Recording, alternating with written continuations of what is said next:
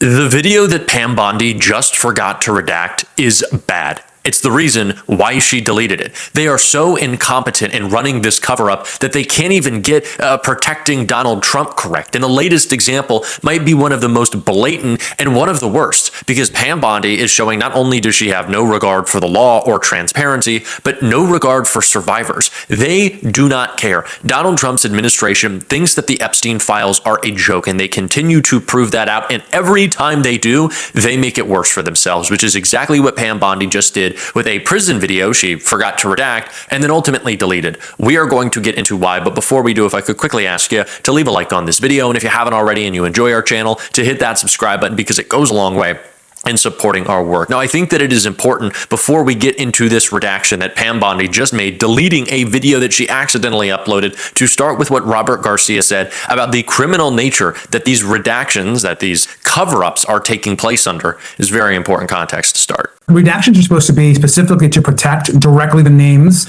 or identifiable information around survivors and victims. That's not what's happening. When you redact every single word in a court document, that's ridiculous. I mean, there's no person with their own two eyes that are seeing what's happening and looking at these documents and can agree that those redactions have been done correctly.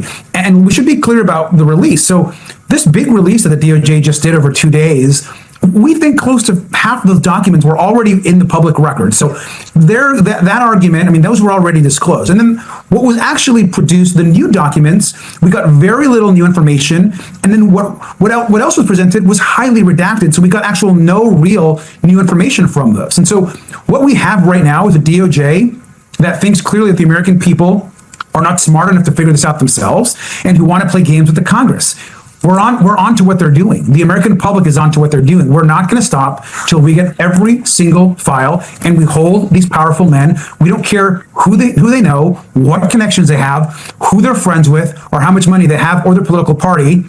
We are going to ensure that justice comes for every single one of them and that these women get the peace that they deserve. This is the argument that you will hear from MAGA, that they are protecting victims, or that somehow covering up Donald Trump's face or not showing pictures with him is somehow in the public interest. It's not. That's not the spirit of the law that Donald Trump signed. It's just also not what the statute says. You can't pick and choose who you do and do not want to get embarrassed. This idea also that potentially embarrassing or incriminating or hurting the reputation of someone by showing them in the Epstein files is such a terrible thing because it lacks context. It's kind of crazy to me. If you are in the Epstein files and you don't have a justification for why, if you were pictured with him, if you were flying on his plane, what is the context? And also, the only context that we're going to get is a greater release of the Epstein files. If you want to show that you just bumped into him at a dinner party once, then when the rest of the files are released and there's no other photos with you and Epstein, that would prove that out, I guess, to a degree. This idea of context is just simply ridiculous, but we know it is just one of the other bullshit arguments that Donald Trump wants to use to obfuscate this all. He wants to distract. He wants to say, look over there. He literally tried to do it in his press conference before we get to this video. What this whole thing is with Epstein is a way of trying to deflect from the tremendous success that the Republican Party has.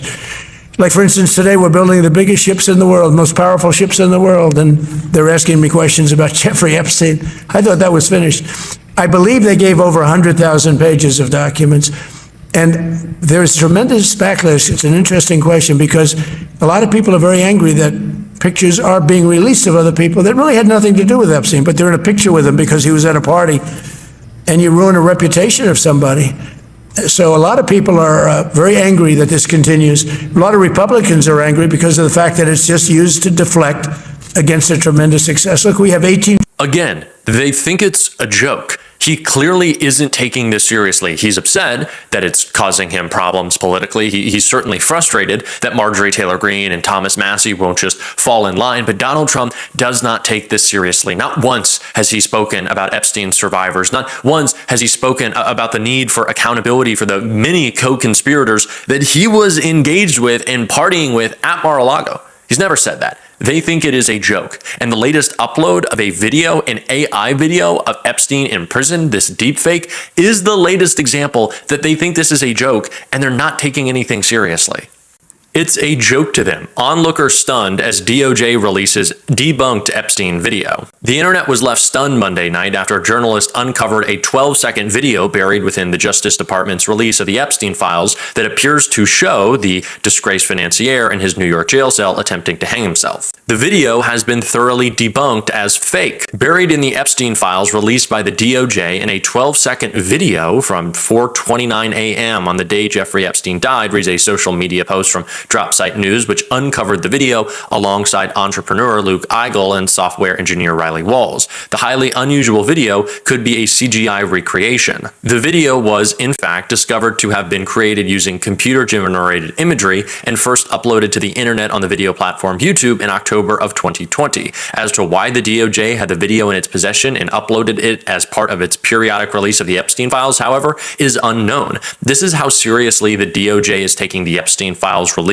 wrote independent journalist Tara Palmieri, who hosts the Tara Palmieri Show podcast. It's a joke to them. The DOJ has since removed the video after its discovery, with the link now directing users to a page that reads, "Access denied." Nothing about this video makes sense, and it's unclear why it is included in the DOJ files, wrote Dropsite News founder Ryan Graham in a social media post on X Monday. Epstein died while awaiting trial on sex trafficking charges in 2019, and his death was officially ruled a suicide. However, there are several oddities, of course. It's a joke to them to post a video that was uploaded to YouTube a year after Epstein died and is not evidence, shows nothing, is not important to the public, but just furthers the case that Epstein did in fact take his own life. I guess it's something that the Trump administration would want. If we believed this was a real video, it would be further evidence against the, I don't want to call it a conspiracy theory, but the conversation, the real important conversation we're having right now about whether Donald Trump and his DOJ, Bill Barr, who had connections to Jeffrey Epstein, were involved in his death. That's a real conversation right now. I think that's a fair question to ask. It's not conspiratorial or crazy to wonder if Donald Trump wanted his biggest political liability gone. He has certainly silenced Ghislaine Maxwell. He did it in a much nicer way by giving her a puppy in DoorDash in a 5-star resort prison. But if you were the Trump administration, if you were this DOJ, if you wanted people to not ask questions about Jeffrey Epstein's death, you'd want to give them a video that started to stop those questions from coming. And now that it was discovered as this ridiculous AI-generated video, which I don't want to play because it's disturbing and it's debunked, I just wanted to talk about the fact that the DOJ did post it. It's not important to actually see. It's just gross and weird and so pixelated, it's not even important. But is that like what we're supposed to be thinking about now? Whether this is the Trump administration's attempt to say, oh, no, look, Epstein did kill himself. Look, it's happening. We got video. I don't know. But if that's not the point, then is the point they just don't know what they're doing? That's clearly the case. They think it is a joke. I think the most damning indictment of the way that MAGA has viewed this is, one, you see a lot of Republicans saying, oh, the Democrats didn't care, da-da-da-da.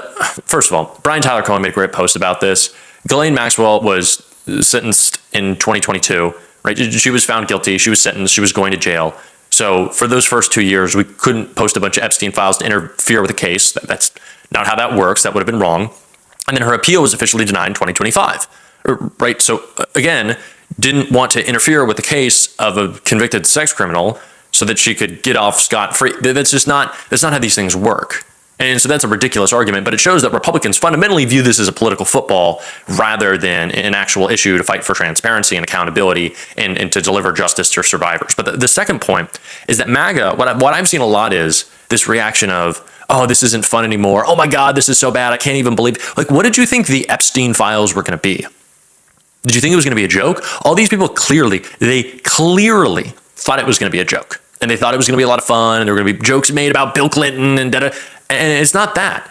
It just goes to show that they always viewed this very unseriously. And that's the view of the administration. They're very unserious about it. That's why they think they can get away, but they can't. Robert Garcia is making sure that's the case. Well, let's just start by being very clear. The DOJ and the Trump administration completely missed the legal requirement to actually get all of the documents out to the American public. And so right now, they are defying the law. They are defying Congress. They have not met, which is with a very simple standard laid out in the law that was bipartisan. And so they are illegally right now trying to catch up to what Congress mandated for them to do. So it's unacceptable. It needs to be called out.